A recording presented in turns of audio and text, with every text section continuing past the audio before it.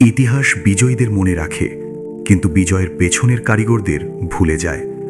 1453 সালের অনেক আগে এক ভোরে একটি শিশুর হাত ধরে এই দেয়ালের সামনে দাঁড়িয়েছিলেন একটি নারী। তিনি সুলতান মোহাম্মদের মা হুমা খাতুন। তখন ফজরের সময়, চারদিকে কুয়াশা। কনস্টান্টিনোপলের সেই প্রাচীর যা কেউ ভাঙতে পারেনি, তার দিকে আঙুল তুলে তিনি বললেন, মোহাম্মদ, এই দেয়াল তোমাকেই জয় করতে হবে।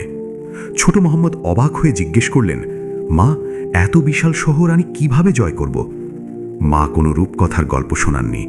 তিনি ছিলেন বাস্তববাদী। তিনি বললেন, কোরআন, ক্ষমতা, আধুনিক অস্ত্রশস্ত্র এবং মানুষের ভালোবাসা দিয়ে। মা জানতেন শুধু আবেগ দিয়ে যুদ্ধ জেতা যায় না। তাই তিনি মোহাম্মদকে কেবল রাজপুত্র হিসেবে নয়, একজন স্কলার হিসেবে গড়ে তোলেন। 21 বছর বয়স হওয়ার আগেই মোহাম্মদ 7টি ভাষা শিখে ফেলেন এবং সমকালীন বিজ্ঞানে বিশ্বসেরা পণ্ডিত হয়ে ওঠেন।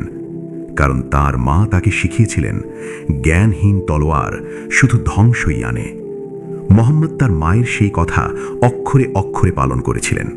তিনি তৈরি করেছিলেন তৎকালীন বিশ্বের সবচেয়ে বড় কামান, অর্জন করেছিলেন সেনাবাহিনীর অবিচল ভালোবাসা।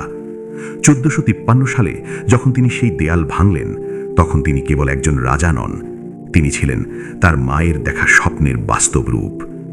আজকের সাথে তুলনা করে দেখুন, আমরা আমাদের সন্তানদের পরাজয় মানতে শেখাই, নিরাপদ থাকতে শেখাই, কিন্তু হুমা খাতুন তার সন্তানকে গড়ে তুলেছিলেন এক অসম্ভবকে সম্ভব করার জন্য।